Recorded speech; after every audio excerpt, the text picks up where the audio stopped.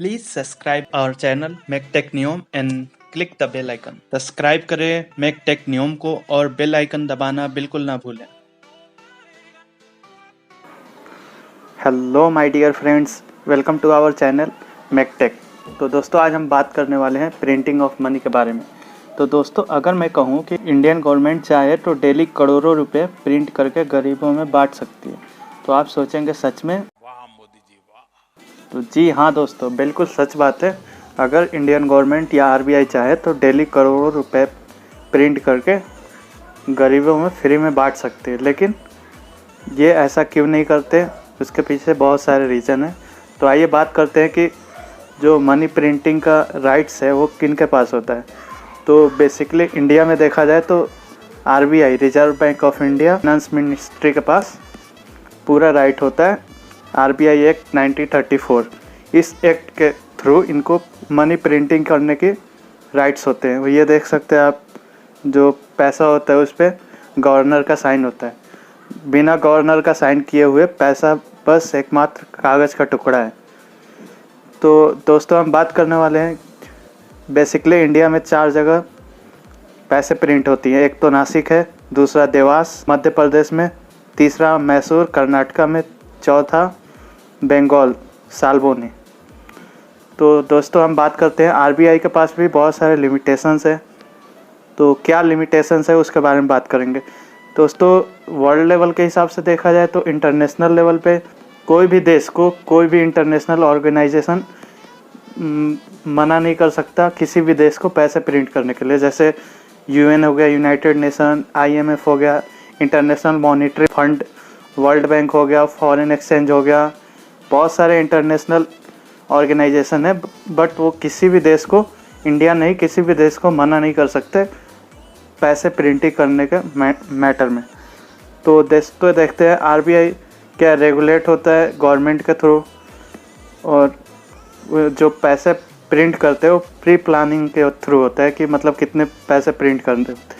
तो according to RBI act, RBI can print up to maximum 10,000 तक का RBI एक नोट छाप सकता है, और जबकि कितने रुपए छाप सकता है इसका कोई लिमिटेशन नहीं है। बट अनलिमिटेड मनी जो होता है वो आरबीआई कभी नहीं छापते। इसके पीछे रीज़न हम बात करने वाले हैं आगे।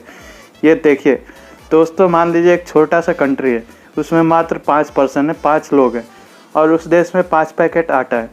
अगर उस देश में करेंसी मान लीजिए 500 रुपये है, टोटल 500 रुपये है उस देश में, तो एक बंदे को एक पैकेट आटा खरीदने के लिए मैक्सिमम कितने 100 रुपये होंगे। तो उस देश में आटा की कीमत एक पैकेट का कितना रुपये हुआ? 100 रुपये। वही अगर ये देश चाहे बहुत सारे पैसे छाप दे, मान लीजिए 5 लाख रुपए छाप दिया, प्रिंट करके अपने लोगों में बांट दिया, तो ये जो एक पैकेट आटा की कीमत जो 100 रुपये थी वो अचानक से बढ़ के 1 लाख रुपए हो जाएगा। क्यों? क्योंकि इनके पास पैसे हैं। वो जहाँ 100 रुपये देने के लिए तैयार थे आटे के, वो 1 लाख देने के लिए तैयार हो जाएंगे। इसको बोलते हैं परचेजिंग पावर।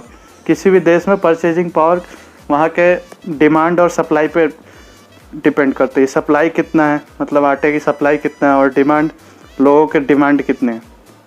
तो ये दोनों बेसिक से चीज़ों को देख के वहाँ के गवर्नमेंट पैसे प्रिंट करती है। नहीं तो पता चलेगा कोई भी गवर्नमेंट ढेर सारे पैसे छापती है तो एक छोटी सी पैकेट आटा खरीदने के लिए लोगों को लाखों लाखों रुपये लेके जाना पड़ेगा मार्केट में।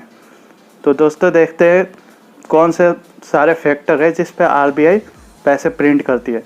तो सबसे पहला फैक्टर आपने देख लिया, इन्फ्लेशन, जो कि महंगाई बहुत ज़्यादा बढ़ जाएगी अगर बहुत सारे पैसे छाप दिया, तो आपने देखा आटे वाले केस में।